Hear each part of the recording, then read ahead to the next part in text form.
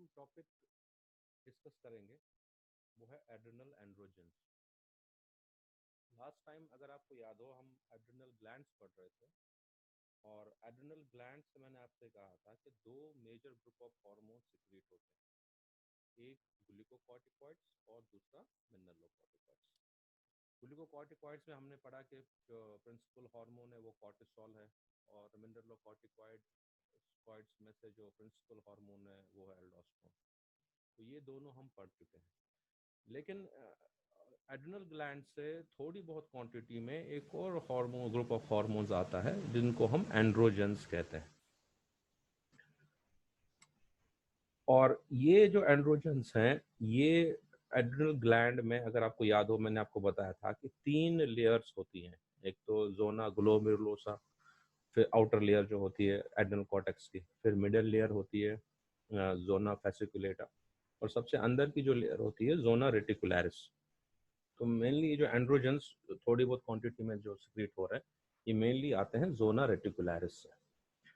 तो इन हार्मोन्स को ये एंड्रोजन्स होते हैं, और चूंकि एड्रिनल ग्लैंड से आते हैं इनको बाकी एंड्रोजन से डिफ्रेंशिएट करने के लिए हम इनको एड्रिनल एंड्रोजन्स कहते हैं, वो एंड्रोजन्स जो एड्रिनल ग्लैंड से आ रहे हैं, एड्रिनल कॉर्टेक्स। अभी एंड्रोजन्स होते क्या हैं? एंड्रोजन्स बेसिकली हम लोग कहते हैं मेल सेक्स हार्मोन्स को।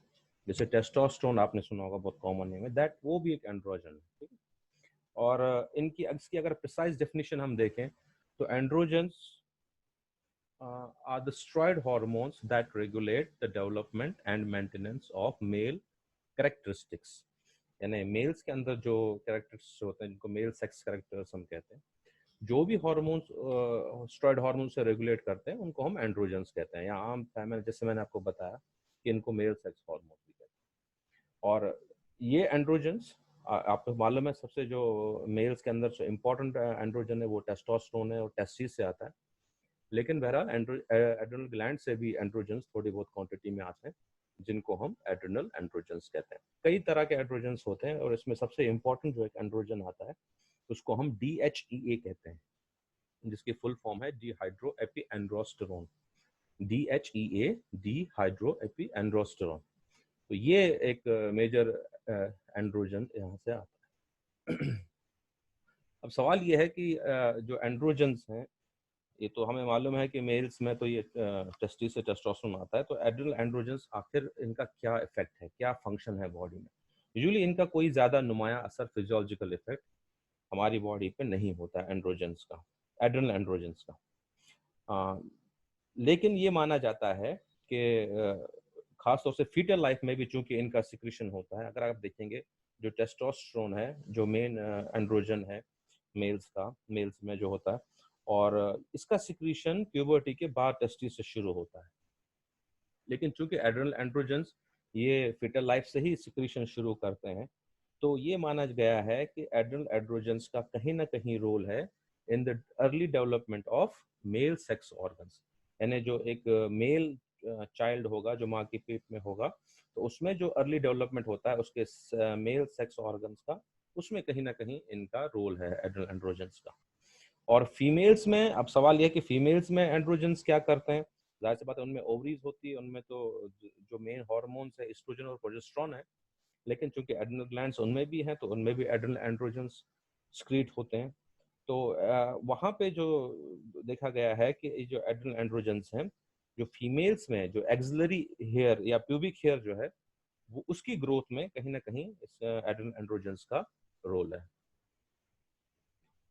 अब इन एंड्रोजन्स क्योंकि थोड़ी बहुत क्वांटिटी में एक्सक्रीट होते हैं तो हो सकता है फीमेल्स में इस वजह से थोड़े से एंड्रोजन्स सर्कुलेट होते हैं, मेल सेक्स हार्मोन्स घूम रहे हैं। लेकिन मेल्स में अगर आप देखोगे अडल्ट मेल्स में तो इतनी क्वांटिटी में टेस्टोस्टेरोन होता है कि एड्रिनल एंड्रोजन्स तो उसके सामने बिल्कुल उनकी गिनती नहीं है, उसके इफेक्ट के सामने। और ये चीज़ें हम एड्रिनल एंड्रोजन्स का जो इफेक्ट है ये हमें तब समझ में आता है जब किसी वजह से ये नॉर्मल से ज़्यादा स्क्रीट होते हैं। तो जैसे कि हमने और हार्मोन में पढ़ा था कि उनकी फिजियोलॉजिकल फंक्शंस हमें तब ज़्यादा बेटर क्लियर अंडरस्टैंडिंग होती है जब वो नॉर्मल क्वांटिटी से ज़्यादा या कम स्क्रीट होते हैं। तो आज हम वही एड्रिनल एंड्रोजन्स देखेंगे कि जब ये ज़्यादा सिक्रीट होंगे तो क्या इसकी वजह से हो सकता है। तो एक सिंड्रोम हम पढ़ेंगे जिसको हम कहते हैं एड्रेनोजेनाइटल सिंड्रोम। अब ये एड्रेनोजेनाइटल सिंड्रोम क्या है? कभी कभी क्या होता है कि ये जो कॉर्टेक्स है एड्रेनल ग्लैंड का, इसमें कोई ट्यूमर पैदा हो जाता है। और जाहिर सी बात है, ट्यूमर्स मैंने बताया वो ज़्यादा नंबर ऑफ सेल्स हैं, बड़ी सेल्स हो सकती हैं, तो वो ज़्यादा क्वांटिटीज में एंड्रोजन सिक्रीट हो सकते हैं। तो एंड्रोजन्स, एड्रेनल एंड्रोजन्स का नॉर्मल से ज़्यादा क्वांटिटी में जब सिक्रीट होते हैं तो उस सिंड्रोम को हम कहते हैं एड्रेनोजेनिटल सिंड्रोम। और मोस्ट कॉमन कॉज इसका होता है एड्रेनोकॉर्टिकल ट्यूमर। अब देखिए इफेक्ट सबसे पहले हम देखेंगे फीमेल्स में, क्योंकि फीमेल्स में नॉर्मल कंडीशंस में बहुत कम एंड्रोजन्स एड्रेनल ग्लैंड से आते हैं, तो कोई जाहिर से प्यूबिक और एक्सिलरी हेयर के अलावा कोई बज़ाहिर इफेक्ट उनमें नहीं होता। लेकिन जब एड्रेनल एंड्रोजन्स ज़्यादा क्वांटिटी में सिक्रीट हो जाएं तो फीमेल्स में इसका बहुत एक खातिर का इफेक्ट आता है, और उसको हम कहते हैं मैस्कुलिनाइजिंग इफेक्ट। मैस्कुलिनाइजिंग मींस मर्दाना वाले इफेक्ट्स आते हैं, या उसको विरिलिज्म भी कहते हैं। तो इन फीमेल्स में क्या होगा एड्रोजन सिंड्रोम में, उनमें विराइल कैरेक्टरिस्टिक्स डेवलप होंगे। विराइल मींस मैस्कुलिनाइजिंग, यानी मैस्कुलाइन मेल इफेक्ट्स उसमें पैदा हो जाएंगे। जैसा अगर आप जानते होंगे मेल और फीमेल में एक इम्पॉर्टेंट डिफरेंस होता है ग्रोथ ऑफ बियर्ड। मेल्स में दाढ़ी होती है, फीमेल्स में ग्रो नहीं होती फेशियल हेयर। तो जब ये एंड्रोजन ज़्यादा होंगे तो जाहिर सी बात है ये मेल सेक्स हार्मोन्स हैं, और इनका काम क्या है इन स्टेरॉइड्स का, मेल कैरेक्टर्स डेवलप करना। तो जाहिर सी बात है ग्रोथ ऑफ बियर्ड होगा उनमें। वॉइस जो है वो डीपर होगी, है ना। आपको पता होगा फीमेल्स की वॉइस जो है वो हाई पिच होती है, मेल्स की लो पिच, तो डीपर वॉइस होगी फीमेल्स में। ओकेजनल बार्डनेस, बार्डनेस अक्सर जो मेल्स में ही होती है, फीमेल्स में नहीं होती, उसमें उनमें बाल्डनेस नजर आएगी फीमेल्स में। इसी तरह से जो मेल्स में डिस्ट्रीब्यूशन ऑफ हेयर होता है बॉडी पे, वैसा नजर आने लगेगा उन फीमेल्स में, जैसे चेस्ट के ऊपर हेयर आएगा, शोल्डर्स पे आएगा। एक चीज और होगी, जो क्लाइटोरिस होता है फीमेल उसमें वुल्वा के अंदर, जो सेक्स ऑर्गन्स अपने पड़े होंगे, तो क्लाइटोरिस का साइज भी बढ़ जाता है, and sometimes it resembles like a penis, ये हो सकता है। और उनका जो मस्कुलेचर है, यानी जो एक डोल डाल होता है मर्दाना, जो मसल्स मस्कुलेचर होता है, वैसा फीमेल्स में आएगा, यानी मैस्कुलाइन मस्कुलेचर उनके अंदर डेवलप होगा। ये एक पिक्चर है एड्रेनोजेनिटल सिंड्रोम एक फीमेल की, आप देख सकते हैं इसके चेहरे पे ये जो है ग्रोथ ऑफ हेयर हो रहा है। इसकी वॉइस भी बारी होगी, इसका थोड़ा कुछ दिन मतलब जो मसल्स हैं उसका डेवलपमेंट भी अलग किस्म का होगा। अब मेल्स में क्या होगा अगर एड्रेनोजेनिटल सिंड्रोम है, तो अडल्ट मेल्स में तो उसका असर जाहिर ही नहीं होगा, क्योंकि ऑलरेडी उनमें टेस्टोस्टेरोन इतना ज्यादा होता है, तो उनमें ऑलरेडी मेल कैरेक्टरिस्टिक्स होंगे, तो एड्रोजन्स कोई ज्यादा मेल कैरेक्टरिस्टिक्स उनमें पैदा नहीं करेगा। अब हम कहेंगे उनमें दाढ़ी आएगी तो उनमें ऑलरेडी दाढ़ी है।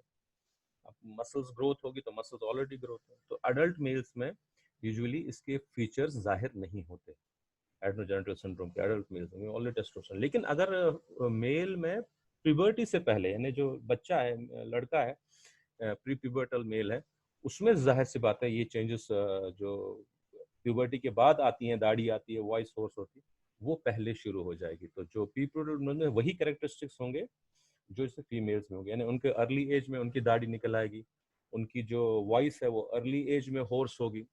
और साथ ही साथ क्या होगा, क्योंकि एड्रोजन्स है, इनका काम जो सेक्स ऑर्गन्स है उनका डेवलपमेंट होता है मेल सेक्स में, तो उनके अंदर rapid development of male sex organs होगा। मैं आपको एक पिक्चर दिखा रहा हूँ, समझ में आएगा। ये एक 4 ईयर चाइल्ड की पिक्चर है। आप इसमें देखेंगे इसके जो मेल सेक्स ऑर्गन्स हैं वो बिल्कुल अडल्ट जैसे इसमें ग्रोथ है। तो ये एड्रोजेनिटल सिंड्रोम है जब एड्रेनल हार्मोन ज्यादा होंगे। और अडल्ट मेल्स में जाहिर सी बात है, कोई अगर उसमें ये डेवलप हो जाए तो कोई फर्क नहीं पड़ेगा।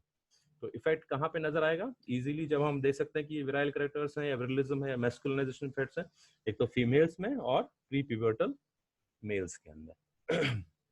और यूजुअली अडल्ट मेल में इसको डायग्नोज करना मुश्किल हो जाता है, लेकिन फिर भी एक टेस्ट है जिसकी वजह से हम देख सकते हैं कि ये एड्रेनोजेनिटल सिंड्रोम है, और एक ट्यूमर है एड्रेनल ग्लैंड में जहाँ से ज्यादा ये एड्रोजन्स आते हैं। तो किसी वजह से अगर एड्रेनल ग्लैंड से ज्यादा एड्रोजन्स आते हैं तो यूरिन के अंदर जो एक्सक्रीशन है 17 कीटोस्टेरॉइड्स का, है ना, इसमें कीटो प्रोजेस्टेरॉन हो सकता है।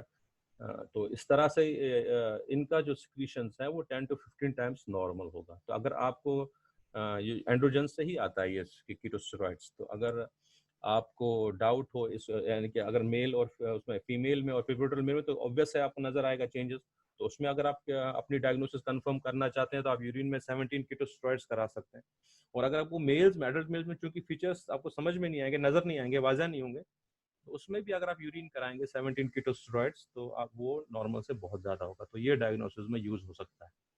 तो एक छोटा सा टॉपिक था जो रह गया था एड्रिनल कॉर्टेक्स में। तो इसके साथ आज हमारा ये जो एड्रिनल ग्लैंड है ये हमारा कंप्लीट हुआ है। यूजुअली मैंने आपको बताया था हम सिर्फ एड्रिनल कॉर्टेक्स पढ़ेंगे, और एड्रिनल कॉर्टेक्स में दो मेजर ग्रुप ऑफ हार्मोन्स, एक minor group of hormone release होता है। मेजर में ग्लूकोकॉर्टिकॉइड्स और मेलानोकॉर्टिकॉइड्स, उनको हमने डिटेल में पढ़ा। लेकिन ये जो थोड़ी बहुत क्वांटिटी में ग्रुप ऑफ हार्मोन एड्रोजन्स भी आते हैं वो भी हमने आज डिस्कस किया। उसके साथ उसकी एबनॉर्मेलिटी जो एड्रोजेनेटल सिंड्रोम है वो भी हमने पढ़ लिया। तो नेक्स्ट टाइम होपफुली हम स्टार्ट करेंगे अब आपका एंडोक्राइन पैनक्रियास।